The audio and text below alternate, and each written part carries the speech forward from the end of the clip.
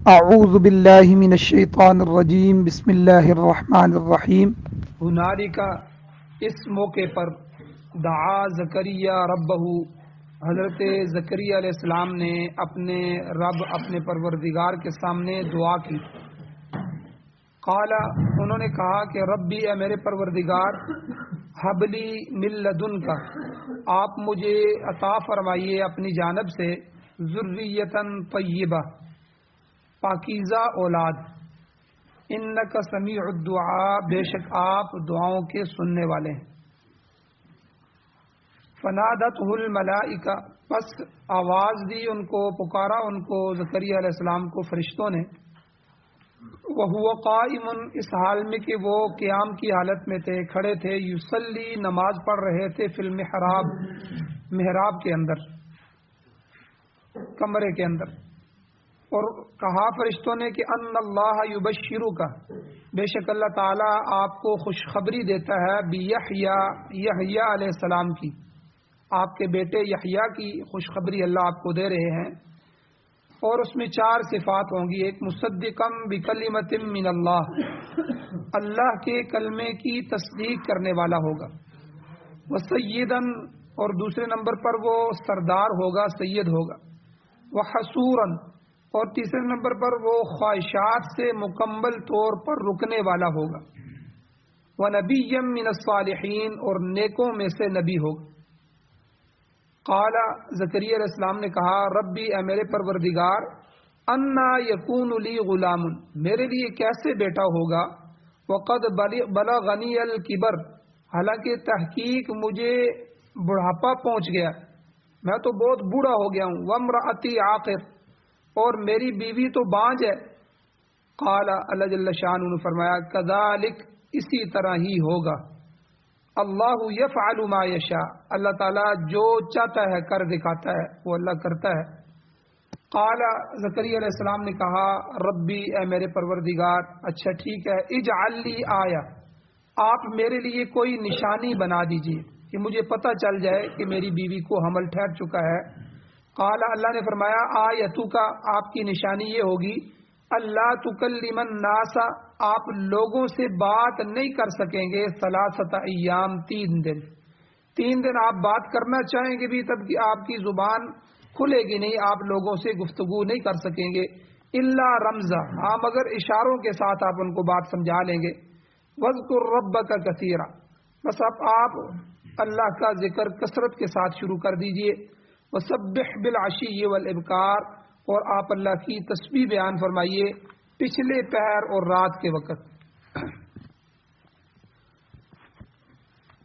سورہ آل عمران کی 38، 39، 40 اور 41 4 آیتیں آج کے درس میں بیان ہوئی ہیں، آپ نے ترجمہ سنا۔ ان آیتوں کا پچھلی آیتوں کے ساتھ ربط کیا ہے، ربط آیات۔ حضرت عمران کی جو بیوی تھیں، ان کا خیال تھا کہ میں نے اللہ سے دعا کی ہے تو میرے ہاں لڑکا پیدا ہوگا۔ بات چونکہ یہ پیچھے سے چل رہی ہے، پچھلی آیات میں انہوں نے دعا کی تھی کہ اے اللہ، آپ مجھے اگر اولاد دیں گے، جو کچھ بھی میرے پیٹ میں ہے، اگر یہ پیدا ہو گیا تو میں اس کو بیت المقدس کی خدمت کے لیے وقف کروں گی۔ اب ان کا خیال اور خواہش یہ تھی کہ لڑکا ہو اور وہ اس لڑکے کو دین اور بیت المقدس کی خدمت کے لیے وقف کر دیں، اور وہ بچہ دنیا کے اشغال سے بالکل آزاد ہو، دنیا کا کوئی کام اس سے نہ لیا جائے، ہمیشہ عبادت میں وہ مصروف رہے۔ مگر جب ان کو وضع حمل ہوا تو اس کے بعد دیکھا تو لڑکی پیدا ہوگی، حضرت مریم پیدا ہوگی۔ انہوں نے اللہ سے کہا کہ اے اللہ، وضعتھا انثی، میں نے تو بیٹی کو جنم دے دیا، میری تو بیٹی پیدا ہو گئی ہے، میں نے تو منت مانی تھی، نظر مانی تھی، تو اب میرے لیے کیا حکم ہے؟ تو اللہ تعالیٰ نے اس بیٹی کو ہی قبول فرما لیا، حضرت مریم کو ہی اپنے دین کی خدمت کے لیے قبول فرمایا، اور فرمایا وَلَيْسَ الذَّكَرُ كَالْأُنثىٰ، یہ کوئی عام لڑکی نہیں ہے، اور کوئی مرد اس لڑکی کا مقابلہ نہیں کر سکتا، کیونکہ آنے والے وقت میں ہم نے اس لڑکی کو اپنی نشانی بنانا ہے، اور اسی کے پیٹ سے حضرت عیسیٰ علیہ السلام کو بغیر باپ کے پیدا کرنا ہے، اور وہ اس دنیا کے آخری نبی سے پہلے نبی ہوں گے، حضور علیہ السلام سے پہلے آخری نبی جو ہیں حضرت عیسیٰ علیہ السلام۔ تو اس لیے اتنی بڑی نشانی نے اس سے آنا ہے، تو یہ کوئی عام لڑکی نہیں ہے جس کو ہم اپنے بیت المقدس کے لیے قبول کر رہے ہیں، چونکہ ان کے علاقے میں رواج یہ تھا کہ لوگ اپنے لڑکوں کو جو ہے بیت المقدس کی خدمت کے لیے وقف کرتے تھے اور نظر مانتے تھے۔ تو یہ پہلا واقعہ ایسا ہوا کہ لڑکی کو جو ہے بیت المقدس کی خدمت کے لیے قبول کیا گیا۔ اب یہ واقعہ تو پیچھے آیتوں میں بیان ہو چکا۔ اب یہاں جو حضرت زکریا علیہ السلام کا واقعہ ہے جو ان آیات میں آتا ہے کہ اس بچی کو حضرت زکریا علیہ السلام نے اپنی کفالت میں لے لیا، وکفلھا زکریا۔ اب محراب اس کمرے کو کہتے ہیں جو مسجد کے ساتھ جو ہے متصل بنا ہوا ہے۔ اب اس میں حضرت مریم کو ٹھہرایا، وہ ہر وقت عبادت کرتی رہتی تھی، اور جب کوئی نہیں ہوتا رات کو پھر پورے بیت المقدس میں جھاڑو دیتی، اور جو ہے شام کے بعد رات کو وہ حضرت زکریا علیہ السلام اس بچی کو اپنے گھر لے جاتے۔ تو اب ہوا یہ کہ ایک دفعہ حضرت زکریا علیہ السلام اس کے کمرے میں داخل ہوئے، محراب میں، تو وہاں انہوں نے دیکھا کہ بے موسم پھل پڑے ہوئے ہیں، موسم بھی نہیں ہے، ایسے پھل حضرت مریم کے سامنے۔ بڑے حیران ہوئے، عجیب کیفیت پیدا ہوئی۔ انہوں نے کہا مریم یہ پھل کہاں سے آئے؟ بازار میں یہ پھل نہیں ہے، پھل کا موسم نہیں ہے، مارکیٹ کے اندر نہیں ہے، ہمارے شہر میں نہیں ہے، دور دراز علاقوں تک اس کا نام و نشان نہیں ہے، یہ پھل تمہارے پاس کہاں سے آ گئے؟ انہوں نے جواب دیا کہ اللہ کی طرف، وہ من عند اللہ، یہ اللہ نے بھیجے ہیں۔ تو واللہ یرزق من یشاء بغیر حساب، اللہ تعالیٰ جس کو چاہتا ہے بغیر حساب کے روزی دیتا ہے۔ تو یہ اللہ تعالیٰ کی خاص مہربانی تھی اور حضرت مریم کی کرامت تھی، کیونکہ وہ ولیہ تھی تو ولی کی کرامت حق ہے، تو یہ ان کی کرامت تھی کہ اللہ نے ان کے اوپر بے موسم پھلوں کی بارش کر دی۔ چونکہ ان کی ماں نے چڑیا کو دیکھا تھا، ان کی جو والدہ تھی حضرت مریم کی، ان کی بھی اولاد نہیں تھی، انہوں نے باہر نکلی تو چڑیا کو دیکھا کہ چڑیا اپنے بچوں کو دانا کھلا رہی ہے، تو ان کے دل میں خواہش پیدا ہوئی تھی کہ اللہ اگر اس چڑیا کو آپ بچے دے سکتے ہیں، اس جانور کو آپ بچے دے سکتے ہیں تو مجھے کیوں نہیں اولاد دیتے؟ پھر جب ان کی اولاد حمل ہوا تو پھر انہوں نے منت مان لی تھی کہ میں اس اولاد کو وقف کر دوں گی۔ یہاں پھر حضرت زکریا علیہ السلام کا واقعہ پیش آ گیا کہ حضرت زکریا علیہ السلام ان کی عمر تقریباً ایک روایت میں آتا ہے 77 سال تھی، اور ایک روایت میں آتا ہے کہ 100 سال تھی۔ تو بہرحال اتنی ہی زیادہ عمر، ٹھیک ہے، 70-80 سال ہو یا 100 سال ہو، بڑھاپا، انتہائی بڑھاپا، اور پھر آپ کی اولاد بھی نہیں تھی، اور پھر بیوی بھی عمر رسیدہ تھی، بوڑھی تھی، اور پھر ساتھ ساتھ بانجھ بھی تھی۔ بانجھ وہ عورت ہوتی ہے جو بچوں کے قابل ہی نہ ہو، جس کے بچے ہو ہی نہ سکتے ہوں۔ لیکن مریم کے پاس بے موسم پھل دیکھ کر حضرت زکریا علیہ السلام کو خیال پیدا ہوا کہ اللہ تعالیٰ تو قادر مطلق ہے، وہ بے موسم پھل عطا کر سکتا ہے، تو موضوع عمر اور بیوی کی صلاحیت کے بغیر بھی اولاد عطا کر سکتا ہے۔ اگر بوڑھاپا ہو جائے، آدمی بوڑھا ہو جائے، بیوی بانجھ بھی ہو، تو حالات موافق نہیں ہیں، اسباب پورے نہیں ہیں۔ اللہ اگر پھل دے سکتا ہے تو اللہ اولاد بھی دے سکتا ہے، اولاد بھی ایک قسم کا پھل ہوتا ہے، اس لیے اللہ کے لیے یہ مشکل نہیں ہے۔ چنانچہ یہی خیال حضرت زکریا علیہ السلام کا اپنے حق میں اولاد کی دعا کرنے کا سبب بن گیا، اور آپ علیہ السلام نے دعا کے لیے ہاتھ اٹھائے، اور یہاں اللہ فرماتے ہیں ہنالک دعا زکریا ربہ۔ یہاں اس واقعے کے بعد زکریا علیہ السلام نے اپنے رب سے دعا کی۔ اب کیا دعا کی؟ قال، انہوں نے کہا کہ ربی حبلی، اے میرے رب پروردگار آپ مجھے ہبہ کر دیجئے، حبلی آپ مجھے عطا کیجئے، من لدنک اپنی جانب سے، اے اللہ آپ ہی عطا کرنے والے ہیں، جو کچھ دیں گے وہ آپ ہی دیں گے، آپ کی طرف سے ہی ہوگا، آپ مجھے دیجئے ذریۃ طیبہ، اے اللہ پاکیزہ اولاد، نیک اولاد، صالح اولاد۔ یہاں سے علماء نے یہ مسئلہ لکھا ہے کہ اللہ جل شانہ سے جب بھی کچھ چیز مانگے تو اس کے لیے اچھائی بھی ساتھ مانگے۔ اے اللہ مجھے، حضور کی دعاؤں میں آتا ہے رزقا حلالا طیبا، حضور یہ دعا کرتے تھے، اے اللہ مجھے رزق عطا فرما، تو دو شرطیں ساتھ، حلال بھی ہو اور طیب بھی ہو، حلال اور پاکیزہ رزق عطا فرما۔ اسی طرح اولاد جب مانگتے تو یا اللہ مجھے نیک اور صالح اولاد عطا فرما، اے اللہ مجھے اولاد عطا فرما، یہ بھی نہیں اللہ مجھے بیٹا عطا فرما، یہ بھی ٹھیک ہے، لیکن ساتھ اس کی صفتیں بھی لگانی چاہیے، اے اللہ نیک اور صالح اولاد ہمیں عطا فرما، کیونکہ اولاد کی پریشانی سب سے سخت پریشانی ہوتی ہے۔ اگر اولاد بری ہو جائے، اولاد گلے دلانے والی ہو جائے، تو سب سے زیادہ پریشانی والدین کے لیے ہوتی ہے۔ اس لیے اللہ سے جب بھی مانگا جائے اللہ سے نیک اولاد مانگنی چاہیے۔ تو یہاں بھی حضرت زکریا علیہ السلام نے کیا کہا، ربی حبلی من لدنک ذریۃ طیبہ، اے اللہ مجھے اپنی جانب سے ذریت عطا فرما، لیکن طیبہ پاکیزہ ذریت، پاکیزہ اولاد۔ اور ان دنوں میں حضرت زکریا علیہ السلام سخت پریشان تھے، عمر رسیدہ ہو چکے تھے، اور جو بھائی بندے تھے، بھائی بندوں کی طرف سے خطرہ تھا، خاندان کے لوگ نالائق لوگ تھے، انہیں اپنے بعد تبلیغ اور ہدایت کا کام جاری رکھنے کے لیے کوئی نظر نہیں آ رہا تھا، کوئی ایسا بندہ ہو بعد میں کہ جو اس کام کو جاری رکھے، لہذا انہوں نے اپنے لیے نیک اولاد کی دعا فرمائی۔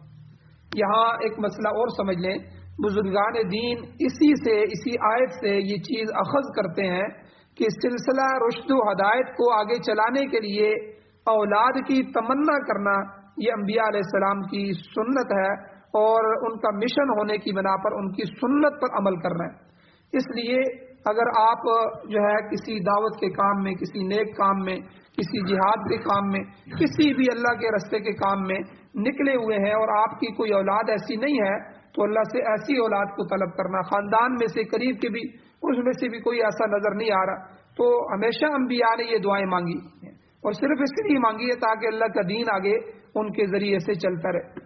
تو حضرت زکریا علیہ السلام کی جو مفصل دعا ہے تفصیلی، اس کا ذکر تو سورہ مریم میں آئے گا آگے، اس میں آتا ہے، اللہ فرماتے ہیں اذ نادا ربہ، جب انہوں نے اپنے رب کو پکارا، دعا کی، نداء خفیہ، چپکے چپکے، آہستہ آہستہ عرض کیا، اے میرے پروردگار میری ہڈیاں تک گل گئی ہیں، سر بڑھاپے سے بڑک اٹھا ہے، بال سفید ہو چکے ہیں، میں تجھ سے دعا کر کے کبھی بھی نامراد نہیں ہوا، خسارے میں نہیں رہا، مجھے اپنے بعد بھائی بندوں کی برائیوں کا ڈر ہے، میری بیوی بانج ہے، تو اپنے فضل سے ایک وارث مجھے عطا فرما، یرثنی، وارث مجھے عطا فرما جو میرا بھی وارث ہو،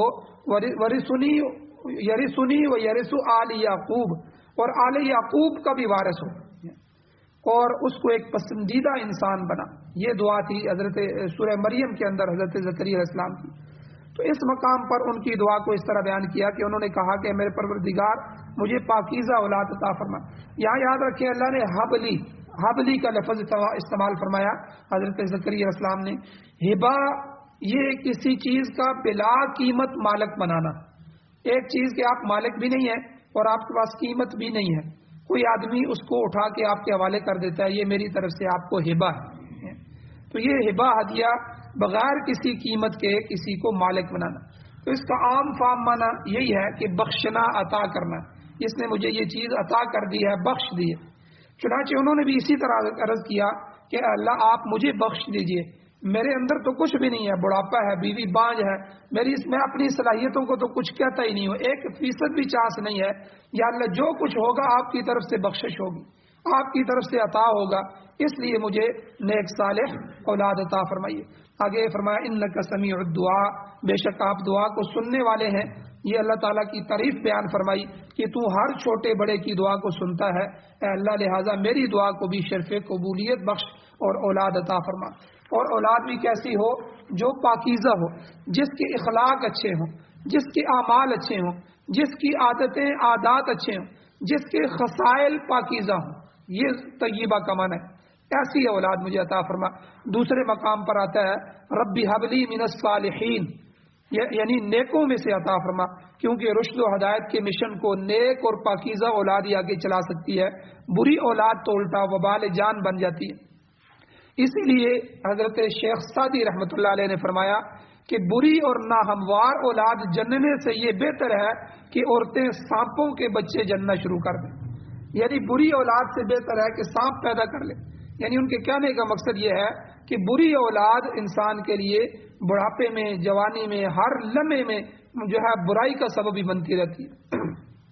سورہ فرقان میں اللہ تعالیٰ نے متقین نیک لوگوں کی دعا کا ذکر فرمایا کہ نیک لوگ متقی مجھ سے کس طرح دعا فرماتے ہیں۔ اللہ کہتے ہیں، وہ کہتے ہیں ربنا حب لنا من ازواجنا و ذریاتنا قرۃ اعین، اے ہمارے پروردگار ہمیں ہماری بیویوں ہماری اولادوں میں آنکھوں کی ٹھنڈک عطا فرما، یعنی قرۃ اعین، یعنی کتنی بہترین دعا اللہ نے ہمیں سکھلائی. یہ دعا یاد کرنی چاہیے.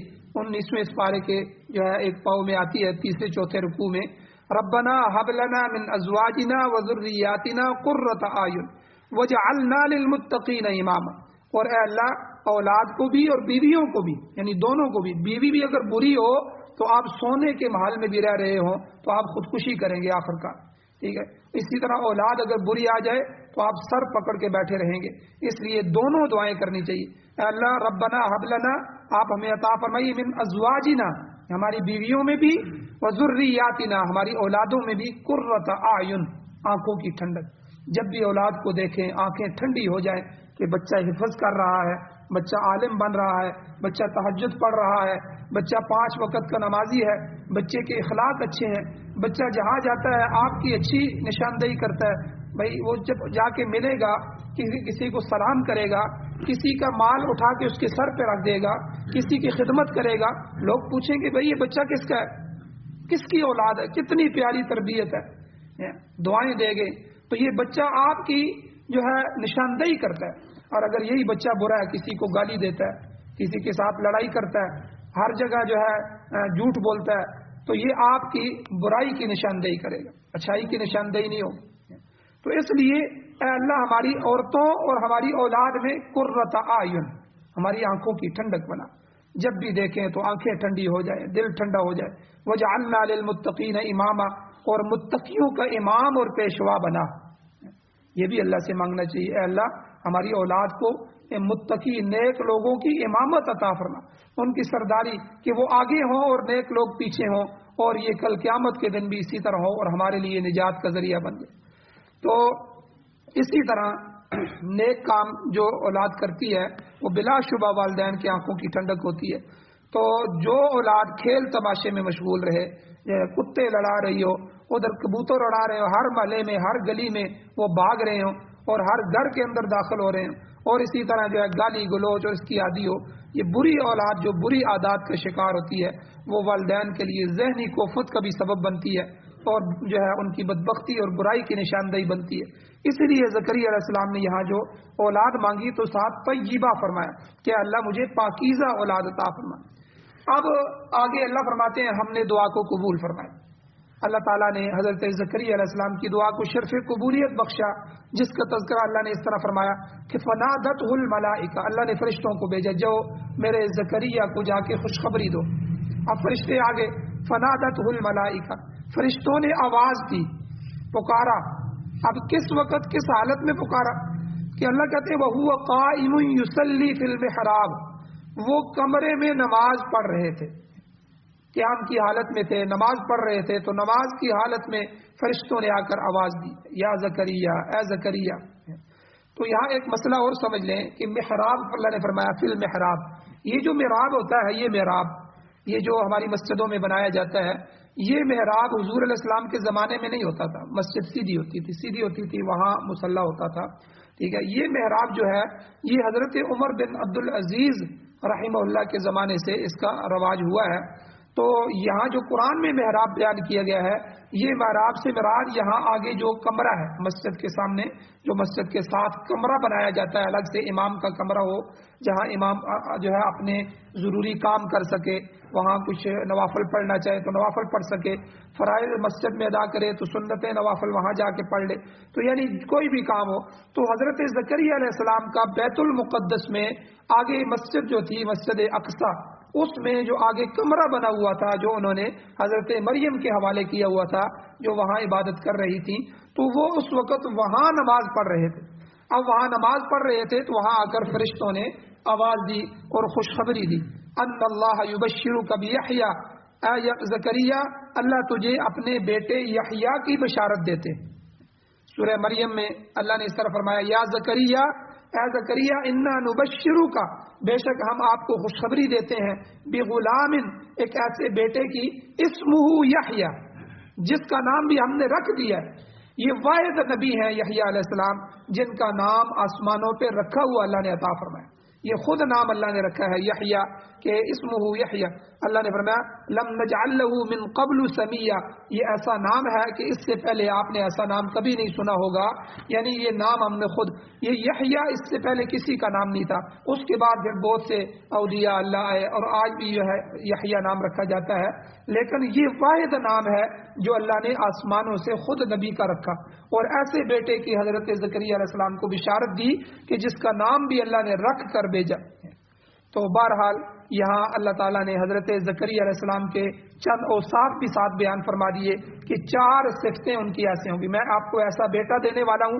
سب سے پہلے مصدقا بکلمۃ من اللہ، وہ اللہ تعالیٰ کے کلمے کی تصدیق کرنے والا ہوگا۔ کلمے سے مراد حضرت عیسیٰ علیہ السلام ہے، کلمۃ اللہ یہ عیسیٰ کا، عیسیٰ کلمۃ اللہ، ٹھیک ہے، یہ ان کا لقب ہے کیونکہ ان کی ولادت براہ راست اللہ کے کلمے کے تاثیر سے ہوئی۔ حضرت جبرائیل علیہ السلام کو اللہ نے بھیجا، وہ آئے، انہوں نے حضرت مریم کی گریبان میں پھونک ماری تو ان کو حمل ہو گیا اور حضرت عیسیٰ علیہ السلام کی پیدائش ہوئی، اس لیے ان کو کلمۃ اللہ کہتے ہیں۔ تو آپ کی پیدائش میں باپ کا واسطہ نہیں ہے، باپ کا توسط نہیں ہے۔ عام مخلوق کی جو پیدائش ہوتی ہے اس میں ماں اور باپ دونوں کا توسط ضروری ہے، واسطہ ضروری ہے، مگر یہاں پر صرف ماں کا واسطہ ہے، باپ ہے ہی نہیں، لہذا اس لیے عیسیٰ علیہ السلام کو کلمۃ اللہ کہتے ہیں۔ حضرت عیسیٰ علیہ السلام کے اللہ کے نبی اور رسول ہونے کی تصدیق جو ہے سب سے پہلے حضرت یحییٰ علیہ السلام نے کی، اس لیے اللہ نے فرمایا کہ یحییٰ علیہ السلام جیسے بیٹے کی میں آپ کو بشارت دیتا ہوں جو عیسیٰ علیہ السلام کی تصدیق کرنے والا ہوگا، مصدقا بکلمۃ اللہ ہوگا۔ اور فرمایا دوسرے نمبر پر کہ یحییٰ علیہ السلام اس کے علاوہ وہ سید ہوں گے، سردار ہوں گے۔ سید اس شخصیت کو کہتے ہیں جس کے حکم کی تعمیل ضروری ہو، جس کا حکم ہر حال میں مانا جائے، سردار۔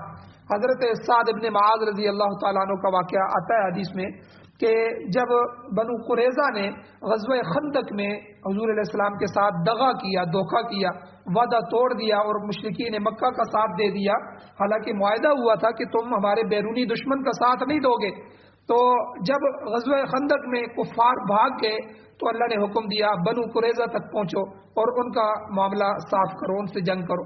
جب وہاں پہنچے تو یہودیوں نے کہا کہ آپ جو حضرت سعد ہیں ان کو کہیں، وہ جو بھی ہمارے بارے میں فیصلہ کر دیں گے تو ہم ان کو مانیں گے۔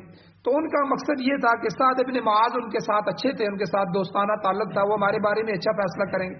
حضور نے فرمایا کہ اچھا لے آؤ، حضرت سعد ابن معاذ رضی اللہ تعالیٰ عنہ کو بلا لو۔ اب یہودیوں کا فیصلہ کرنے کے لیے ان کو بلایا گیا تو وہ بیمار تھے، سخت بیماری کی حالت میں تھے، اور جب ان کو مجلس میں لایا گیا تو وہ ایک گدھے پر ان کو بٹھایا ہوا تھا، گدھا اس وقت سواری ہوتی تھی، تو اس لیے جو ہے اوپر کوئی چیز تھی اس کے اوپر ان کو بٹھایا تھا تاکہ تکلیف نہ ہو۔ تو جب وہ قریب پہنچے تو حضور علیہ الصلوۃ والسلام نے ان کی قوم کو، انصار کو فرمایا قوموا الی سیدکم، اپنے سید، اپنے سردار کے لیے کھڑے ہو جاؤ، کیونکہ وہ بیمار ہیں، زخمی ہیں، معذور ہیں، اٹھ کر انہیں ان کی سواری سے اتار دو۔ گویا آپ نے حضرت سعد کو سید کے لفظ سے پکارا۔ تو خود حضور علیہ السلام نے حضرت حسن رضی اللہ تعالیٰ عنہ کے متعلق بھی فرمایا تھا ان نبنی ھذا سید، میرا یہ بیٹا سردار ہوگا، اور خدا تعالیٰ کی بارگاہ سے امید ہے کہ اللہ تعالیٰ ان کی وجہ سے مسلمانوں کی 2 بڑی جماعتوں میں صلح کروائے گی۔ اور یہی ہوا جب حضرت علی، حضرت امیر معاویہ رضی اللہ تعالیٰ عنہ کی جنگ ہوئی اور یہ جنگ دور تک چلی، اس کے بعد حضرت علی رضی اللہ عنہ کو جب شہید کر دیا گیا، پھر ان کے بیٹے حضرت حسن آ گئے۔ اب حضرت حسن رضی اللہ تعالیٰ عنہ نے آ کر حضرت امیر معاویہ رضی اللہ تعالیٰ عنہ سے صلح فرما دی۔ اب جب یہ صلح ہوئی تو اسلام مضبوط ہو گیا، ایک حکومت آ گئی اور جو ہے اسلام کی بہاریں دوبارہ مضبوط ہو گئیں۔ تو یہ وہ اشارہ تھا حضور کی کا اس طرف کہ میرا یہ جو بیٹا حسن ہے، ایک تو یہ سردار ہوگا، ان قریب 2 جماعتوں کے درمیان یہ صلح کروائے گا، تو یہ بہت بڑی صلح تھی۔ اسی طرح بنی عامر کا ایک وفد حضور خاتم النبیین صلی اللہ علیہ وسلم کی خدمت میں حاضر ہوا، تو ان لوگوں نے کہا انت سیدنا وذو طول علینا، آپ ہمارے سردار ہیں اور آپ ہم پر طاقت رکھتے ہیں۔ انہوں نے یہ بات حضور کو تکلفاً کہی، تو حضور علیہ السلام نے فرمایا حقیقت میں سید تو اللہ ہے، دیکھو شیطان تمہیں اپنی خواہشات میں نہ ڈال دے، تکلف سے بات نہیں کرنی چاہیے۔ حضور علیہ السلام تو تمام نسل انسانی کے سردار ہیں، آپ نے یہ اس لیے فرمایا، بلکہ ایک حدیث میں فرمایا انا سید ولد آدم ولا فخر، میں نسل انسانی کا، نسل آدم کا سردار ہوں، مگر اس پر فخر نہیں ہے، یہ تو اللہ تعالیٰ کی دین ہے۔ اس کے باوجود نبی علیہ السلام کا بنی عامر کے لوگوں کو یہ فرمانا کہ حقیقت میں سید اللہ ہے، اس وجہ سے تھا کہ وہ لوگ تکلف سے کہہ رہے تھے، دل سے نہیں کہہ رہے۔ تو بہرحال اسی لیے منافق کے بارے میں حضور کی حدیث موجود ہے، حضور نے فرمایا لا تقولوا للمنافق سید، منافق کو سید کا لقب نہ دو، اگر منافق تمہارا سردار ہو گیا تو ہلاک ہو جاؤ گے۔ کوئی منافق فاسق فاجر مسلمانوں کا سردار نہیں ہو سکتا۔ سید وہ ہونا چاہیے جو نیک سیرت ہو، پاکیزہ اخلاق کا حامل ہو، تاکہ اس کی اطاعت کی جا سکے۔ تو بہرحال چوتھی صفت جو حضرت یحییٰ کی ہوگی، اللہ نے فرمایا وہ حصوراً، یعنی وہ نبی جو ہے حصور ہوگا، یعنی خواہشات سے مکمل طور پر رکنے والا ہوگا۔ بعض نے یہاں یہ کہا ہے کہ جس بیٹے کی بشارت دی جا رہی تھی وہ عورت کے بالکل قریب نہیں جائے گا، چنانچہ حضرت یحییٰ علیہ السلام نے زندگی بھر شادی نہیں کی۔ اس بات کی وضاحت ضروری ہے کہ حصور کا یہ معنی یہاں نہیں ہے کہ آپ شادی کے قابل نہیں تھے، بلکہ بتلانا یہ مقصود ہے کہ آپ تمام تر مردانہ قوا کی موجودگی میں عبادت اور ریاضت میں اس قدر منہمک رہتے تھے کہ دنیاوی خواہشات، خاص طور پر عورت کی طرف ان کی توجہ ہی نہیں رہتی تھی، یعنی ہر خواہش دنیا کی، کھانے کی طرف بھی توجہ نہیں ہوتی، سونے کی طرف بھی نہیں ہوتی، تو بیوی کی بھی توجہ نہیں ہوتی تھی۔ آپ کی یہ شان ہے کہ ہر قسم کی خواہشات پر آپ کو مکمل کنٹرول حاصل تھا، لہذا آپ کا لقب حصور ہے، حصور۔ اس کے علاوہ یحییٰ علیہ السلام کی چوتھی صفت یہ تھی وَنَبِيًّا مِّنَ الصَّالِحِينَ، آپ خالی اللہ کے ولی نہیں ہوں گے بلکہ نیک لوگوں میں سے اللہ ان کو نبوت بھی عطا فرمائے گا، اللہ کے وہ نبی بھی ہوں گے۔ اللہ تعالیٰ نے آپ کے سر پر نبوت کا تاج بھی رکھ دیا۔ الغرض فرشتوں نے بشارت دیتے وقت فرمایا کہ اے زکریا، آپ کا بیٹا ان 4 صفات کا حامل ہوگا۔ حضرت زکریا علیہ السلام نے خود ہی بیٹے کے لیے دعا فرمائی۔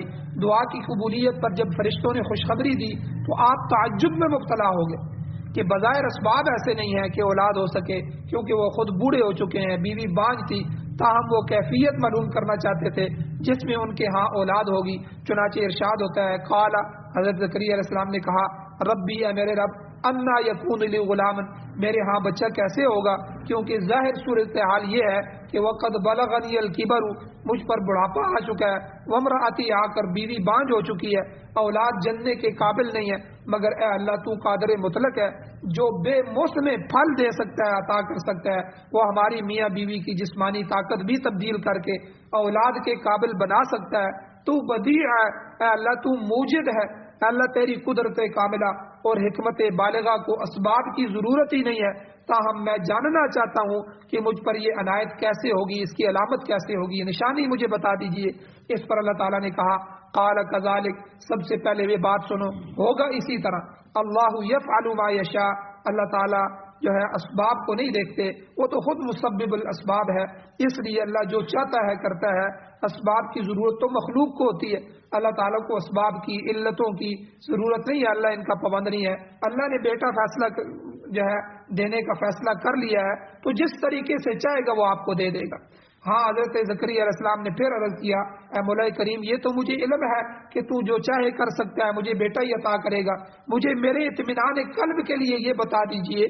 قال رب اجعل لی آیا، زکریا علیہ السلام نے کہا کہ اے میرے پروردگار، میرے لیے کوئی نشانی ہو جس سے پتہ چل جائے کہ میری بیوی حاملہ ہو چکی ہے، تو تاکہ میں اس پر تیرا مزید شکر ادا کروں۔ حضرت ابراہیم علیہ السلام بھی موت و حیات کا مشاہدہ کرنا چاہتے تھے، پیچھے گزر چکا ہے، تو عرض کیا تھا مولا کریم مجھے مشاہدہ کرائیں کہ آپ مردوں کو کیسے زندہ کرتے ہیں، تو اللہ نے کہا کہ اولم تؤمن، کیا آپ اس پر ایمان نہیں رکھتے، یقین نہیں رکھتے؟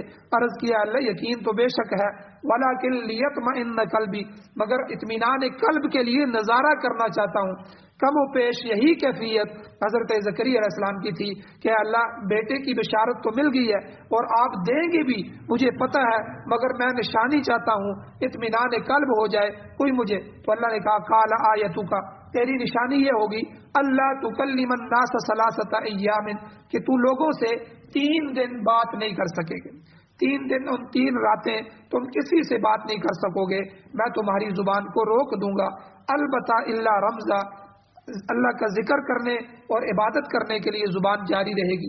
بعض مفسرین نے اس آیت کا یہ مطلب لیا ہے کہ تم خود روزہ رکھ لینا اور چپ کر لینا، یعنی چپ کا روزہ رکھنا، یہ درست نہیں ہے، یہ تفسیر ٹھیک نہیں ہے، بلکہ اللہ تعالیٰ خود تمہاری زبان کو کلام کرنے سے روک دیں گے۔ انجیل میں بھی اسی طرح آتا ہے کہ تم 3 دن تک کلام نہیں کر سکو گے۔ فرمایا ان 3 دنوں کے دوران آپ نے کرنا کیا ہے؟ وَاذْكُرْ رَبَّكَ كَثِيرًا، اپنے رب کا کثرت سے ذکر کرو، وَسَبِّحْ بِالْعَشِيِّ وَالْإِبْكَارِ، صبح شام اپنے رب کی تسبیحات بیان کرو۔ یہ اس بات کی نشانی ہوگی کہ تمہاری بیوی کو استقرار حمل ہو چکا ہے، اور پھر قریبی زمانے میں اللہ تعالیٰ آپ کو اولاد بھی عطا فرما دیں گے۔ اللہ جل شانہ سے دعا ہے اللہ ہمیں عمل کی توفیق عطا فرمائے۔ آمین۔ الحمدللہ رب العالمین، والعاقبۃ للمتقین، والصلاۃ والسلام علی رسولہ النبی الأمی الکریم۔ اللهم ربنا آتنا فی الدنیا حسنۃ وفی الآخرۃ حسنۃ وقنا عذاب النار۔ یا اللہ ہماری کمیوں کوتاہیوں کو معاف فرمائیے، درگزر فرمائیے، صغیرہ کبیرہ گناہوں کو معاف فرمائیے، قرآن و سنت سے محبت نصیب فرمائیے، اس کو سننے، سمجھنے، سیکھنے اور عمل کرنے، اس کی اشاعت کرنے، اس کی حفاظت کرنے کی توفیق عطا فرمائیے۔ قرآن و سنت کا نظام یا اللہ پوری دنیا میں اس کا غلبہ عطا فرمائیے، اپنے نظام کو باطل نظاموں پر غالب فرمائیے، ان کو مغلوب فرمائیے۔ یا اللہ جن کی اولادیں نہیں ہیں ان کو نیک صالح اولاد عطا فرمائیے، جن کی اولادیں ہیں ان کو نیک بنائیے۔ یا اللہ جن کی نرینہ اولاد نہیں ہے ان کو نرینہ اولاد عطا فرمائیے۔ یا اللہ جو بیمار ہیں ان کو صحت عطا فرمائیے، جو ایمان کی حالت سے جا چکے ہیں ان کی بخشش فرمائیے۔ صلی اللہ تعالی علی خیر خلقہ محمد وآلہ وصحبہ اجمعین برحمتک یا ارحم۔